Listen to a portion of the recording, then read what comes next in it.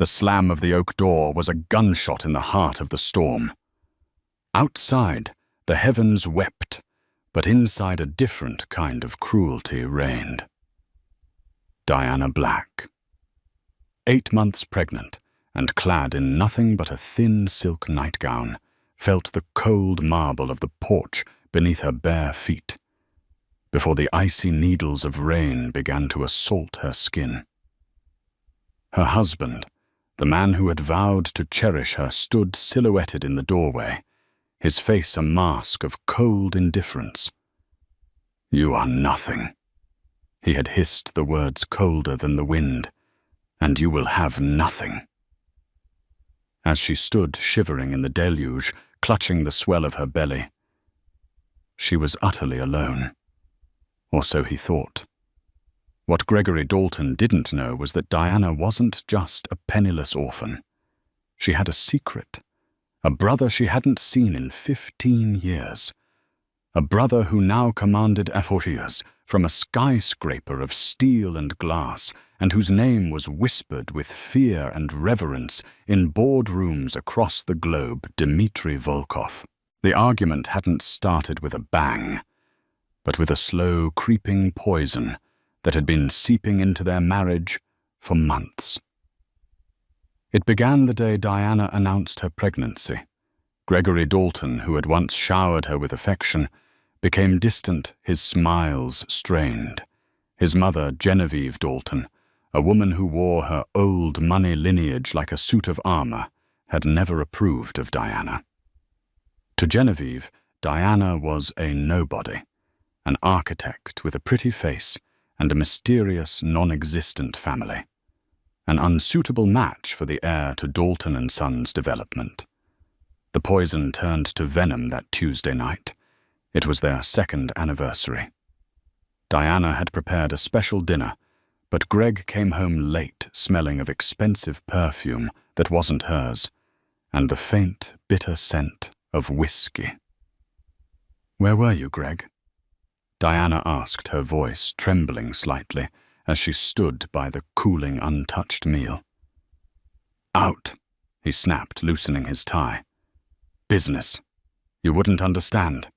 With Bianca Langley again."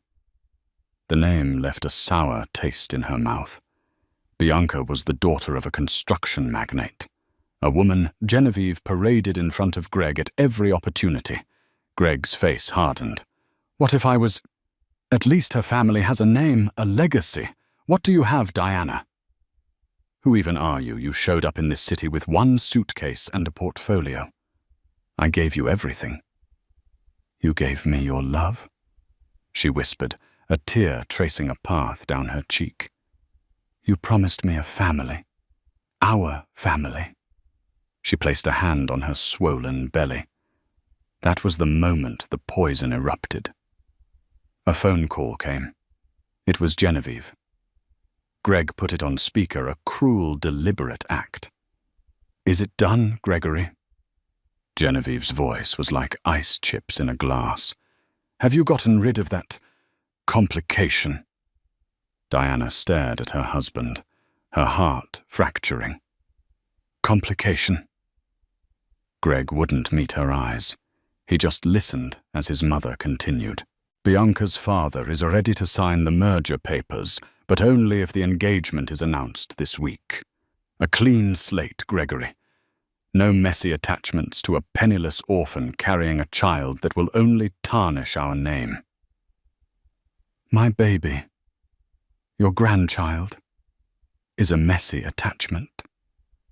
Diana's voice was barely audible. Greg finally looked at her, but the man she loved was gone. In his place was a stranger, his eyes reflecting his mother's cold ambition. "My mother is right. This was a mistake. I was blinded by a pretty face. The Daltons can't be saddled with this." He walked to the grand oak door and pulled it open, revealing the raging storm outside. Wind and rain lashed into the pristine foyer. "Get out." Diana stood frozen, the shock so profound it felt like a physical blow. "What, Greg? No. It's pouring. I have nowhere to go. I'm pregnant with your child. That's not my problem anymore, he said, his voice flat. He grabbed her arm, his grip surprisingly strong, and pulled her towards the door. She stumbled, trying to resist, but she was no match for his sudden, brutal strength. "Please, Greg, don't do this," she cried, her bare feet sliding on the wet marble. He shoved her over the threshold. She landed hard on her knees on the stone porch, the impact jarring her entire body. She looked up at him, her face streaked with rain and tears pleading with her eyes.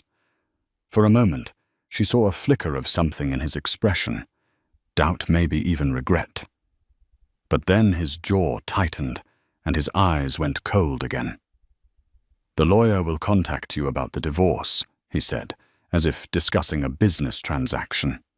"Don't try to contact me or my family again." Then came the final soul-crushing slam of the door.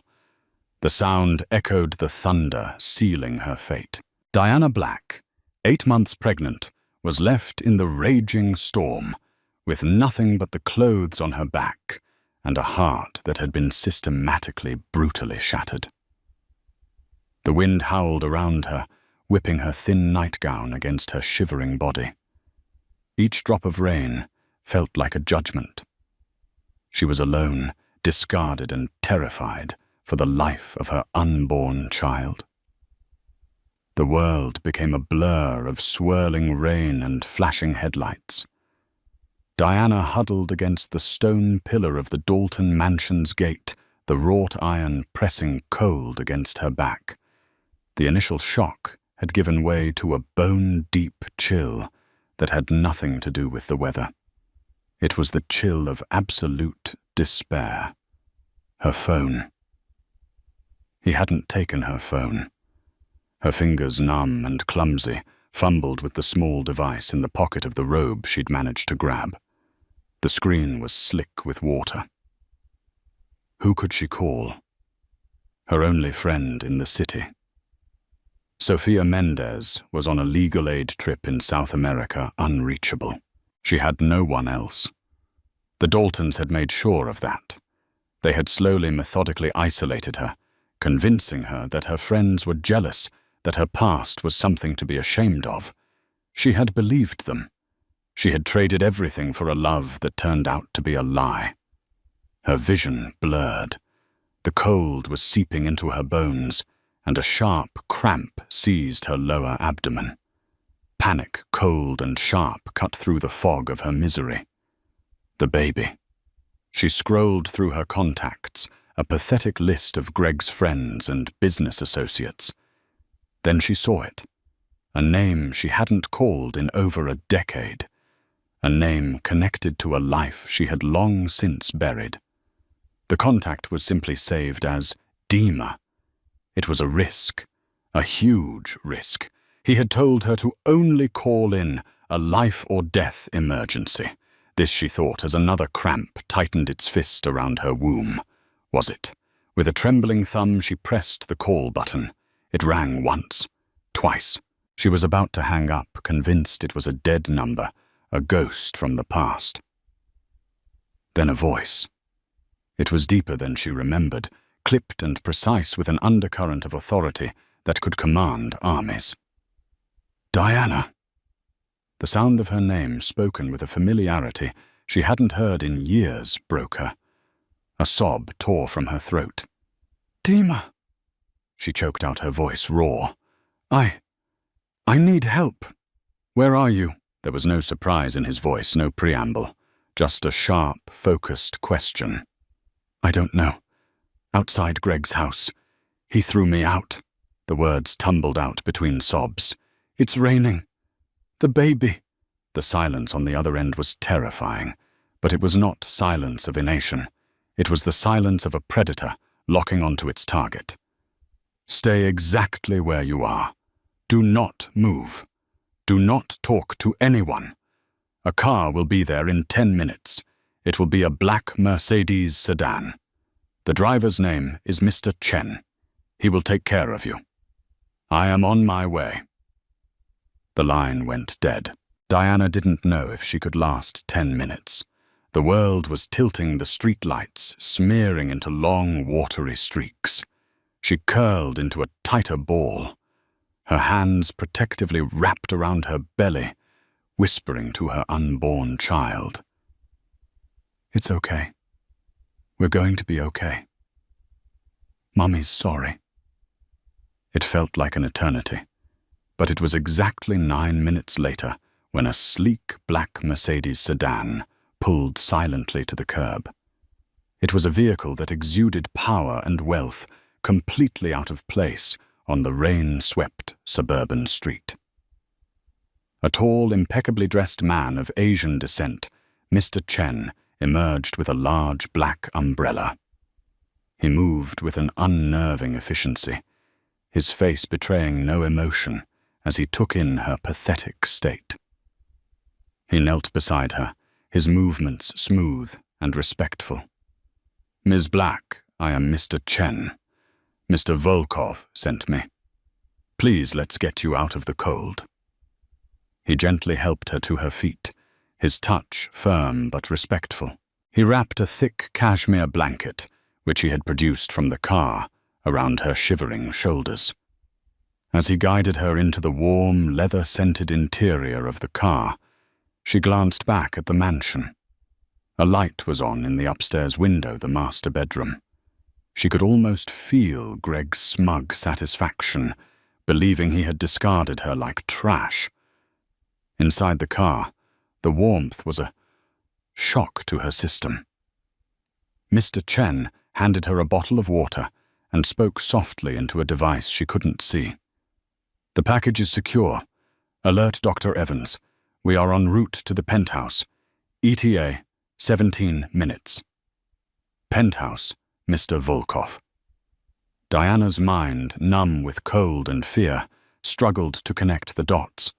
The boy she remembered, the protective older brother who had been ripped from her life by a tragedy they never spoke of, had become this a man who could summon a luxury car and a silent, efficient protector out of a stormy night with a single phone call. As the car sped silently through the city, leaving the manicured lawns and false promises of her old life behind, Diana drifted into an exhausted haze. She was safe for now.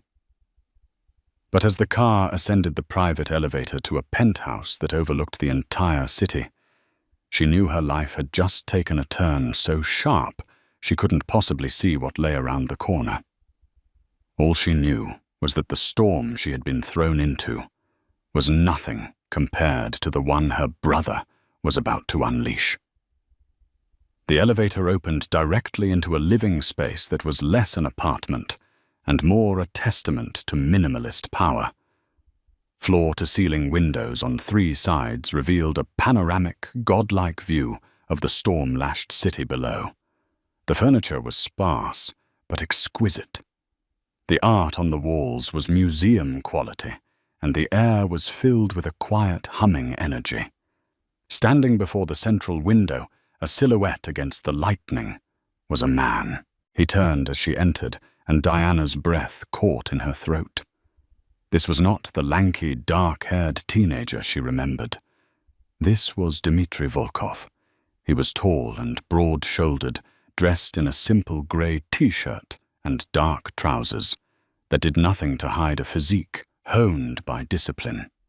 His face was all sharp angles and intelligent, watchful eyes, the same eyes she remembered, but now they held a chilling stillness, a look of calculated intensity that sent a shiver down her spine. "Dima," she whispered. He crossed the vast room in a few long strides. He didn't hug her immediately. Instead, he gently took her chin in his hand, his thumb brushing away a stray tear as his gaze swept over her, the drenched nightgown, the bare feet, the exhaustion etched onto her face, and finally the protective hand on her stomach. His jaw tightened and a muscle feathered along his cheek. It was the only sign of the cold fury brewing beneath the surface. "He did this to you," he said. It wasn't a question. It was a statement of fact. an indictment. All the strength Diana had clung to crumbled. She fell into him, her body shaking with sobs she could no longer contain. His arms came around her, strong and sure, enveloping her in a safety she hadn't felt since she was a child. He held her, letting her cry, murmuring quiet words in the Russian of their childhood, a language of secrets and shared sorrows. A woman in a crisp uniform, a doctor, appeared as if from nowhere. "Mr. Volkov, if I may." Dmitri guided Diana to a plush sofa.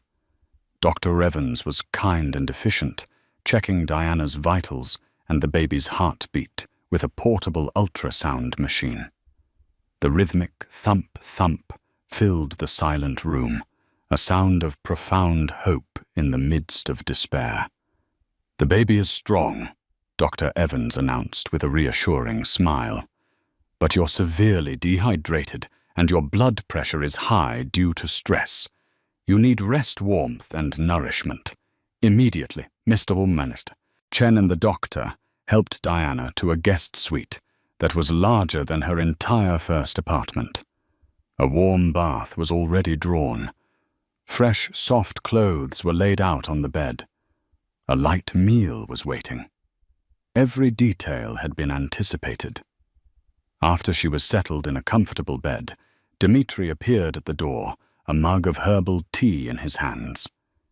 He sat in a chair beside her, the silence stretching between them, thick with 15 years of unspoken history. "They told me you were adopted by a loving family," Diana said softly, breaking the quiet. "A history professor and his wife in a small town." Dmitri's smile was thin and humorless. They were good people. But they died in a car accident when I was 17. I was put back into the system." Diana gasped. "Dima, I never knew." "It's not something I advertised," he said, his gaze distant. "I aged out, worked 3 jobs, put myself through business school at night. I learned early on that the world only respects one thing, power. So I decided I would acquire so much of it that no one could ever hurt me or anyone I cared about again." He looked at her, his eyes blazing with a fierce intensity. "I should have reached out sooner. I kept tabs on you always. I saw you graduate, saw your first commission, saw you get married. You looked happy. I didn't want to complicate your life with my past." "Complicated, Dima. I thought I was alone all these years." "You were never alone," he said, his voice dropping to a low, dangerous growl. "And now, that man, Gregory Dalton, and his mother, they will learn what it means to touch what is mine." He stood up and walked to the window, looking down at the city lights. "I want you to tell me everything, Diana. Every slight, every cruel word, every time his mother looked at you like you were dirt on her shoe. I want the name of his company, his business partners, his bank. I want to know what he values, what he fears, what he dreams of. Because I'm going to take it all away from him." Diana hesitated. Part of her, the part that had loved Greg, shrank from the sheer ruthlessness in her brother's voice. "Dima, I just want to be safe. I don't want—" He turned to face her, his expression unyielding. "They left you pregnant with their heir to potentially die in a storm, Diana. This isn't about revenge anymore. It's about justice. It's about creating a world where they can never, ever harm you or your child again. They built their house on a foundation of pride and money. I will bulldoze it to the ground. They will be ruined. They won't just be poor. They will be irrelevant. Their name, the name they value so much, will be a synonym for disgrace." He knelt by her bed, taking her hand. His was warm and strong. You don't have to do anything. Just rest. Heal. Focus on that little one. He nodded towards her belly. Let me handle the Daltons. Let your big brother finally do what he was meant to do, protect his family. Looking into his steel-grey eyes, Diana saw the same protective boy who had once fought off bullies for her in the orphanage playground. He was bigger now, more powerful, and infinitely more dangerous. And for the first time in a long time, she didn't feel like a victim. She felt like the sister of a wolf, and she knew with a certainty that calmed her trembling soul that the hunt was about to begin. The Dalton family woke up the next morning to a world that was on the surface exactly as they had left it. The storm had passed, leaving behind a clean, rain-washed city. Greg felt a pang of something not quite guilt, more like a nagging inconvenience, as he noticed Diana's car was still in the driveway. He made a mental note to have it towed. Genevieve called her voice triumphant to inform him that the preliminary merger agreement with Langley Construction was ready to be signed. Everything was proceeding according to their master plan. They were celebrating their victory completely oblivious to the fact that they were already under siege. Miles away in the top-floor command center of Volkov Industries, a place that looked more like a NORAD control room than a corporate office, Dmitry Volkov was presiding over a very different kind of meeting. Dalton and Sons Development. Dmitry said, his voice calm, as he addressed his core team of analysts and corporate strategists. A holographic image of the company's portfolio floated in the center of the room. Assets of approximately 90 million, primarily in mid-range residential and commercial construction. Their reputation is solid but dated. Their debt-to-asset ratio is their weakness, 40%, leveraged to the hilt for their flagship project, the Westgate Tower. Mr. Chen pointed to a section of the hologram. The Westgate Tower is their big play to enter the luxury market. They've sunk nearly all their liquid capital into it. The project is already slightly behind schedule and over budget. Furthermore, their primary concrete supplier is a company called Solid Form Materials. Dmitry raised an eyebrow. And what do we know about Solid Form? A young, sharp-eyed analyst named Keisha spoke up. Run by a man named Frank Miller. He has a gambling problem. Our financial forensics team has flagged several unusual payments from his accounts to offshore entities. More importantly, we've cross-referenced their supply chain.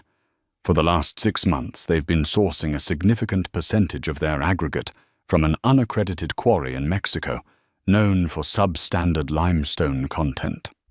A slow, predatory smile touched Dmitry's lips. Substandard aggregate means weaker concrete. Weaker concrete means structural integrity issues down the line. It's a ticking time bomb. Indeed, sir, Mr. Chen confirmed. But it would take years for any major issues to surface. Proving it now would be difficult without an invasive inspection. We won't need to prove it, Dmitry said. We just need to plant the seed of doubt. The Daltons are relying on selling the Westgate residential units off plan to finance the final stages of construction. We need to dry up that demand. He turned to his head of strategic communications. I want a slow, subtle media campaign. Start with anonymous blog posts on architectural forums.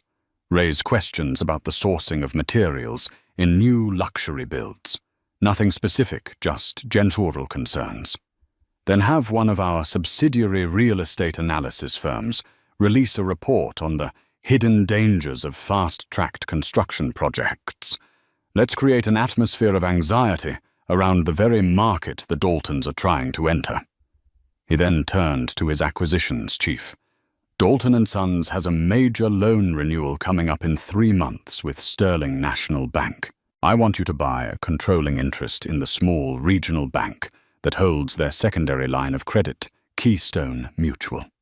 Do it quietly through a series of shell corporations. When their primary loan comes up for review, Sterling National will see that their secondary lender has been acquired by an unknown entity. They'll get nervous. They'll tighten the terms. The siege was silent, invisible, and devastatingly effective. Within 2 weeks, the buzz around the Westgate Tower shifted. Wealthy buyers, once eager to purchase units, started getting cold feet. Vague rumors about construction concerns in the luxury sector began to circulate at country clubs and charity galas. Sales stalled. Greg Dalton, feeling the pressure, tried to fast-track the next phase of construction, which only put more strain on his finances. He went to Keystone Mutual for a small bridge loan to cover the shortfall, only to be told that due to a recent change in ownership, all commercial lending was under review. He was stunned. Then came the first direct blow. Dalton & Sons was the front-runner for a lucrative city contract to develop a new municipal complex. It was a project that would have secured their finances for the next 5 years. At the 11th hour, a previously unknown company, Apex Urban Solutions, submitted a bid that was 20% lower with better financing and a guaranteed faster completion date. Apex, of course, was a newly created subsidiary of Volkov Industries. The contract was snatched from right under the Daltons' noses. Greg was furious and bewildered. It felt like the universe was conspiring against him. He and Genevieve sat in their drawing room, the celebratory champagne from 2 weeks ago now tasting bitter. "It has to be her." Genevieve spat her face a mask of fury. "That little tramp must be doing something to sabotage us." "How?" Greg shot back, pacing the expensive rug. "She has nothing. No money, no connections. She's probably living in some shelter. What could she possibly do?" They were blind. They were looking for a street-level brawl when they were being systematically dismantled by an airstrike from 80 stories up. They couldn't conceive of an enemy like Dmitry Volkov, a man who didn't just play the game, he owned the entire board. And from his penthouse, watching the stock price of Dalton & Sons begin its slow, steady decline, Dmitry knew this was only the beginning. He was constricting his grip slowly, cutting off their oxygen, and soon they would begin to thrash. The pressure mounted not day by day, but hour by hour. The silent siege had begun to create very audible cracks in the Dalton family's pristine facade. The Westgate Tower, once their symbol of future prosperity, now loomed over the city like a monument to their impending failure. Construction had slowed to a crawl. The stalled unit sales meant cash flow was a nightmare. Greg was spending his days in frantic meetings with bankers, and his nights staring at the ceiling, the numbers churning in his head. His relationship with his new fiancée, Bianca Langley, also began to fray. Bianca was accustomed to a certain lifestyle, one of effortless luxury. She had signed on to be the wife of a titan of industry, not the partner of a stressed-out contractor struggling to make payroll. "What do you mean we're postponing the trip to Monaco?" she demanded one evening, looking up from a jewelry catalogue. "The yacht show is next month." "We can't afford it, Bianca," Greg mumbled, rubbing his temples. "The Langley merger hasn't been finalized, and we're having some temporary liquidity issues." "Temporary?" Bianca's laugh was sharp. "Daddy says your company is starting to look like a bad investment. He's thinking of pulling out of the merger altogether." The threat hung in the air, thick and suffocating. The Langley deal was their only lifeline. Without it, they would drown. Genevieve, for her part, channeled her anxiety into a venomous obsession with Diana. She hired a private investigator to find her convinced that Diana was the source of all their problems. The investigator came back empty-handed. It was as if Diana Black had vanished from the face of the earth. There were no shelter records, no credit card activities, no new apartment leases. To the world, she had ceased to exist. This only fueled Genevieve's paranoia. Meanwhile, Diana was anything but gone. She was thriving. In the serene, secure environment of Dimitri's penthouse, she was rediscovering herself. The fear and heartbreak were slowly being replaced by a quiet, simmering anger and a powerful sense of purpose. She spent her days in Dimitri's vast library, devouring books on business finance and corporate law. She had designed their prison. Now she wanted to understand the mechanics of its demolition. She also started designing again. With state-of-the-art software and unlimited resources, she began sketching out plans for a new project, a foundation that would build beautiful, sustainable, and affordable housing for single mothers. It was a way to channel her pain into something positive, something the Daltons, with their obsession with opulent, soulless towers, could never comprehend. Her pregnancy was progressing beautifully. Under the care of Dr. Evans, she was healthy and strong. She and Dimitri fell into a comfortable routine. They would have dinner together every night, talking for hours about their lost childhood, their separate lives, and now their shared future. Diana began to see the man behind the Ruthless CEO, the brother who remembered she was allergic to strawberries and who would quietly place a cashmere throw over her when she fell asleep on the sofa. One evening, as they looked over the city, Diana placed a hand on her belly. The baby kicked. "He's strong," she said, a soft smile on her face. Dimitri watched her, his usually guarded expression softening. "He comes from strong stock." He paused, then said, "The Daltons are beginning to panic. Greg has been trying to liquidate some personal assets, but our financial division has been discouraging potential buyers. He's trapped." "Does he ever ask about me?" Diana asked, the question escaping before she could stop it. Dimitri's gaze sharpened. "He called your old number, left a message, not of apology, of anger, accusing you of sabotaging him, demanding you show yourself." Diana felt a cold knot in her stomach. "What did you do?" "I have the recording, if you wish to hear it," he said simply. "But I have also ensured that he can no longer contact you. That number now redirects to a deadline." He had built a fortress around her, and the Daltons were outside, screaming into the void.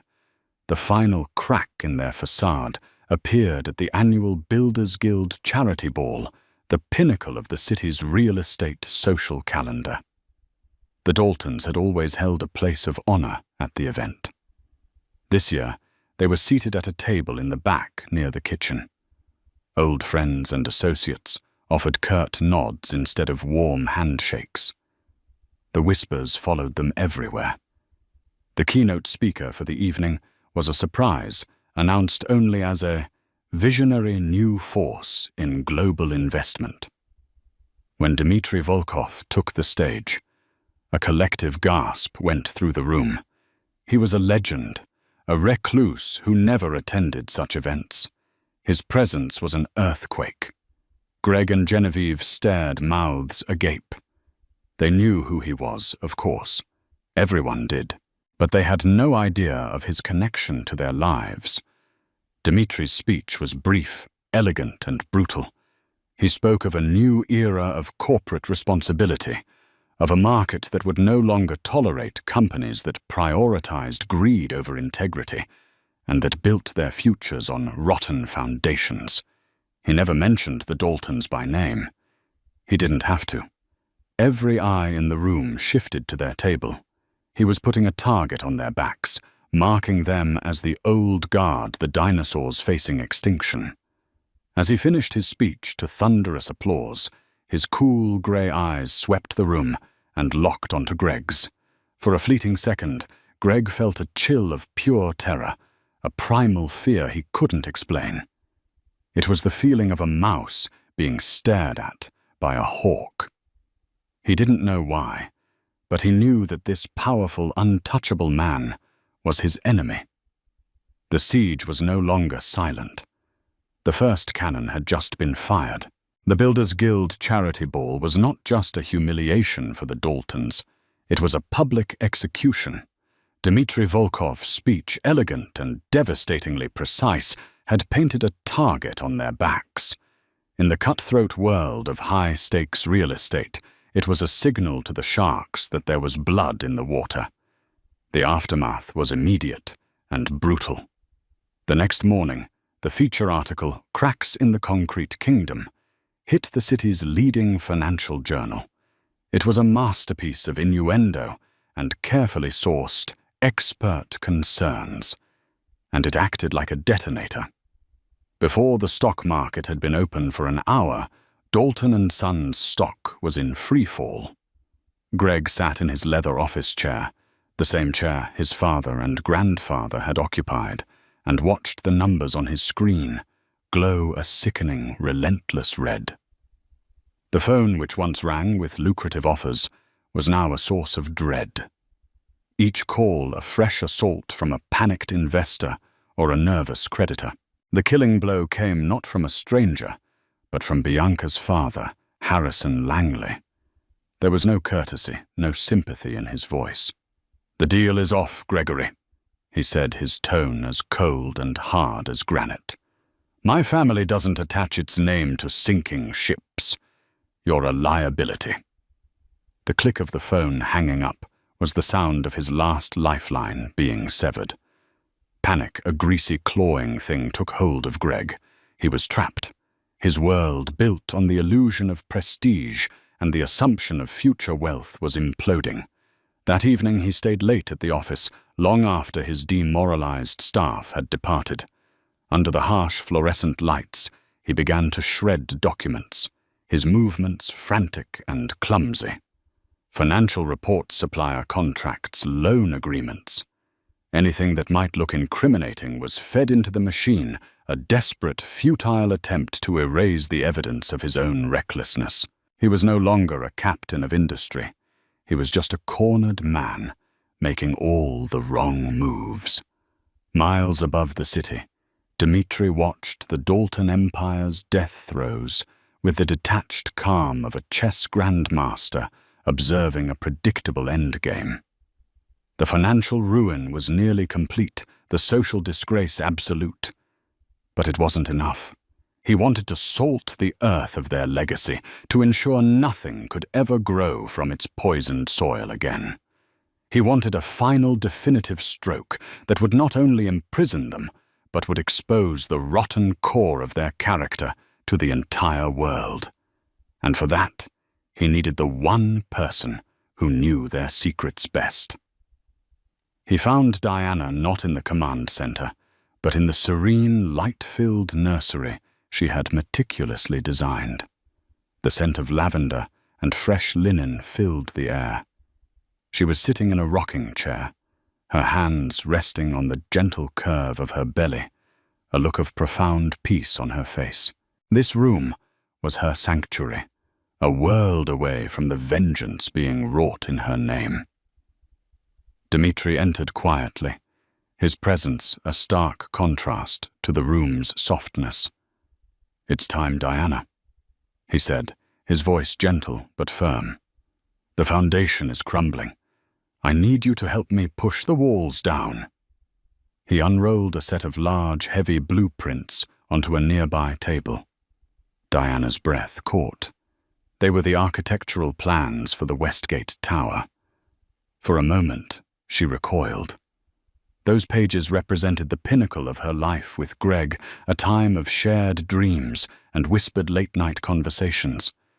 Now they felt like relics from a tomb, artifacts of a grand deception. "I've had my forensics team go over every inch of their financials," Dmitri explained, his voice pulling her back to the present. But fraud can be hidden, numbers can be manipulated. A building, however, a building doesn't lie. You know his work, you know his mind, his shortcuts, the pressures he was under. Look at them, Diana. Look at them not as his wife, but as the brilliant architect you are. Find the lie. Hesitantly, Diana approached the table. Her fingers, long and elegant, traced the familiar lines of the tower's facade. The memories were a painful whisper, Greg boasting about the panoramic views, their arguments over the lobby's marble supplier. She pushed the personal pain aside, forcing herself to see the building for what it was. A complex equation of steel, glass, and concrete. Her professional instincts, sharp and honed, took over. For over an hour she studied the plans, her focus absolute. She cross-referenced material lists with structural load calculations. Her mind a rapid-fire calculator of stress and tolerance. She remembered fragmented conversations, Greg complaining about the rising cost of high-grade steel reinforcements for the upper floors. She recalled a tense meeting with a supplier where he had aggressively renegotiated the price of aggregate. At the time, she had admired his business acumen. Now she saw it through a different lens. Her eyes narrowed, scanning the detailed specifications for the concrete mix. Her finger stopped hovering over a small, dense block of text. A cold dread, sharp and certain, washed over her. "Here," she whispered, her voice barely audible. "It's right here." Dmitri moved to her side, his gaze intense. "What is it?" "It's the PSI rating," she said, tapping the notation. "Pounds per square inch. It's the measure of the concrete's compressive strength. For the core support columns from the 40th to the 60th floor, he's specified a 6,000 PSI mix." She looked up at her brother, her eyes blazing with a mixture of horror and discovery. Dima for a skyscraper of this height and design, especially in a city with even minor seismic codes, the absolute minimum industry standard is 8,000 PSI. He might have even needed 10,000. The implication was staggering. Using the lower grade mix would have saved him millions. Diana continued, her voice gaining strength. Enough to cover his budget overruns and make the project appear profitable to his investors. But it's a catastrophic risk. The building's core is fundamentally compromised. Over time, with stress and environmental factors, it could fail. She finally understood. He wasn't just a cheat and a liar. His greed had made him willing to endanger thousands of lives. He wouldn't. She breathed, the last vestige of her old affection dying on her lips. He couldn't be that reckless. He was that desperate. Dmitri corrected her, his voice a low, dangerous growl. The final piece of the puzzle had clicked into place. This was the checkmate. He turned to Mr. Chen, who had been waiting a silent shadow by the door. "We have what we need. Prepare the package for our source at the City Journal and place an anonymous call to the head of the city's building commission. Suggest they run an immediate unscheduled core sample test on the Westgate Tower. The tip is from a conscientious construction worker who fears for his safety." The call was made. The gears of bureaucracy, greased by the high-profile nature of the project and the existing negative press, turned with surprising speed. The next morning, a team of city inspectors, armed with a court order, sealed the Westgate site and began drilling deep into the building's concrete heart. 2 days later, the bombshell exploded. Diana and Dmitri watched it unfold on the immense news screen in the penthouse. A special report interrupted the afternoon programming. The anchor's face was grim. "Breaking news," he announced. "The city has ordered an immediate and permanent halt to all construction at the Westgate Tower, citing critical structural deficiencies that pose a significant and immediate threat to public safety." The report was devastating. An engineering expert explained in layman's terms, the criminal recklessness of using substandard concrete in a building of that scale. The district attorney announced a full-scale criminal investigation. The story was no longer about financial ruin. It was about a massive, life-threatening public fraud. Then the live feed switched to the Dalton & Sons headquarters. They watched in high definition as a stunned Gregory Dalton was led out of his office in handcuffs, his face a mask of slack-jawed disbelief. He looked utterly pathetic, a little boy lost in the ruins of his own making. Minutes later, the cameras found Genevieve at her mansion, her attempt to flee thwarted. Her aristocratic composure finally shattered. She became a cornered animal, shrieking obscenities at the reporters as she was guided into the back of a police car.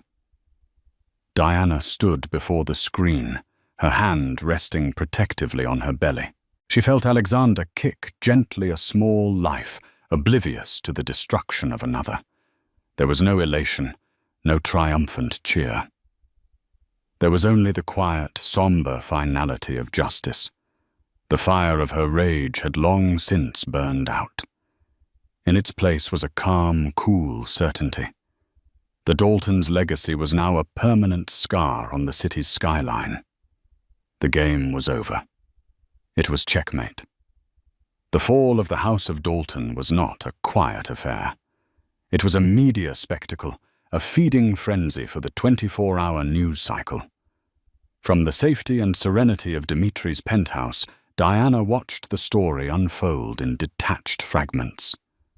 She saw Gregory, her estranged husband, his face a ghastly shade of pale, performing a perp walk in a rumpled suit, his eyes wide with a terror that seemed to finally comprehend his new reality.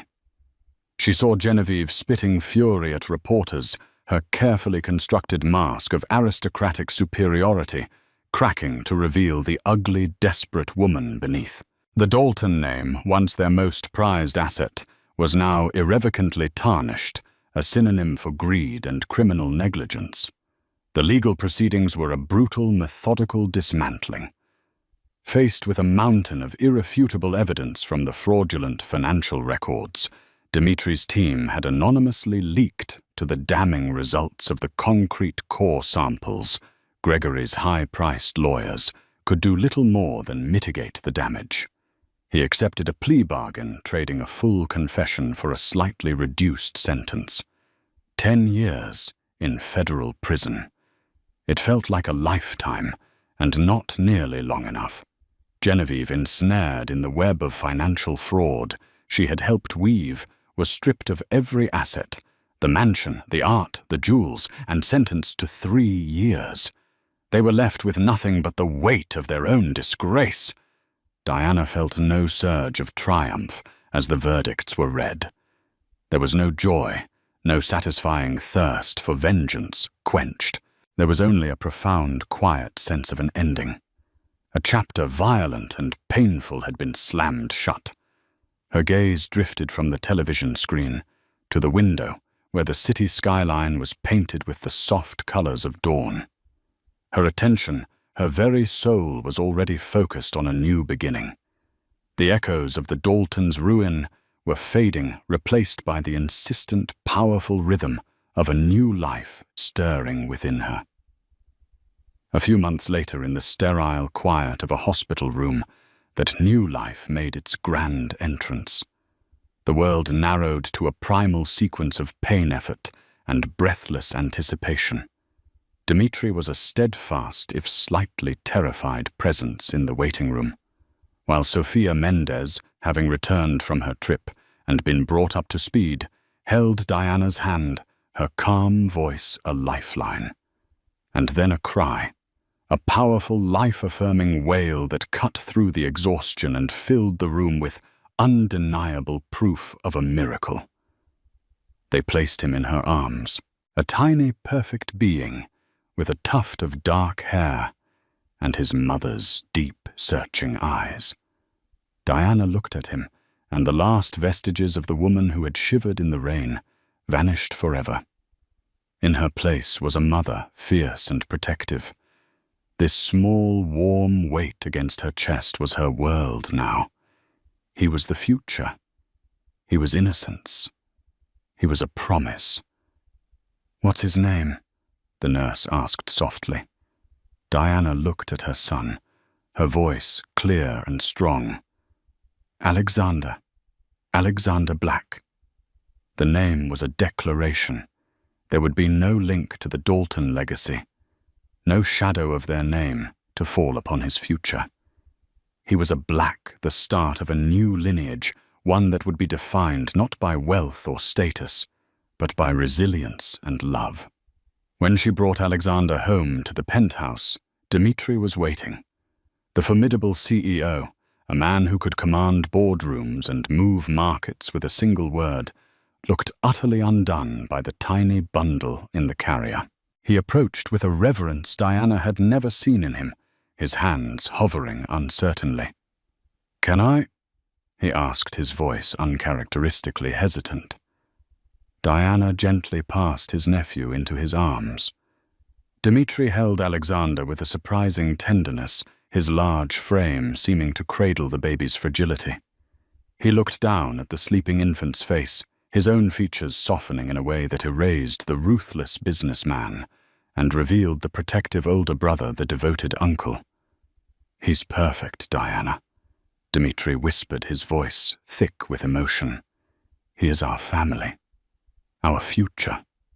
In that moment, holding the next generation of their small, fractured family, a silent vow passed between them.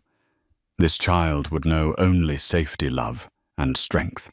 The ghosts of their past and hers would never touch him. The following year was one of profound transformation. While the skeletal frame of the Westgate Tower stood as a condemned monument to hubris on the other side of town, a different kind of structure was beginning to rise. Diana, pouring her energy and talent into the Black Housing Initiative, was no longer just an architect. She was a creator of hope. She spent her days not in a penthouse, but in a bustling office and on muddy construction sites. She was decisive, passionate, and deeply involved in every detail. Her design philosophy was the antithesis of everything the Daltons stood for.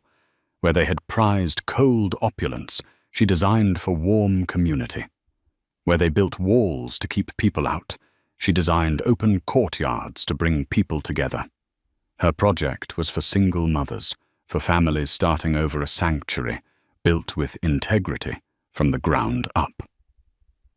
One afternoon, a letter arrived at her office. The return address was a federal correctional facility. The handwriting on the envelope was Greg's. For a moment, her heart seized with an old familiar pang of anxiety. She almost threw it away, but a deeper, calmer part of her knew she needed to face this final ghost. She slit it open with a letter opener, her hands steady. The letter was a rambling, pathetic litany of excuses. He blamed his mother's ambition, the pressure of his legacy. And most despicably, he blamed Diana's mysterious past for his own paranoia and weakness. It was pages of self-pity devoid of any genuine remorse. The final paragraph was a desperate plea for her to write to his parole board, to send money to somehow salvage the life he had so thoroughly destroyed. He still saw her as a tool to be used. He had learned nothing. Diana read the last line and felt nothing.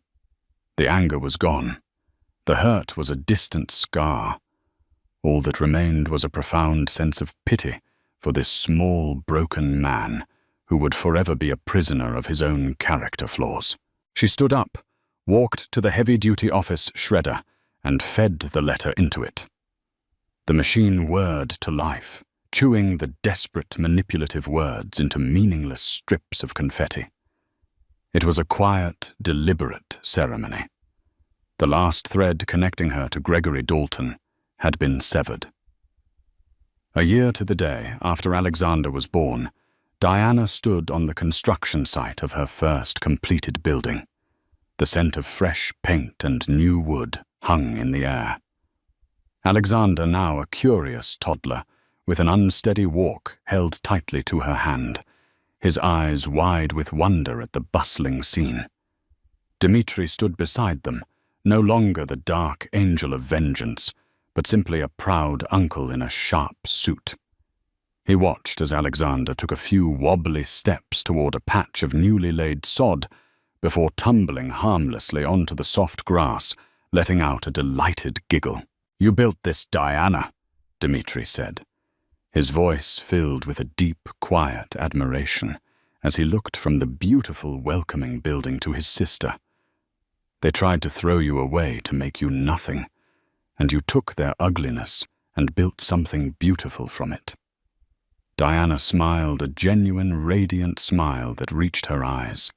She picked up her son, settling his warm weight on her hip.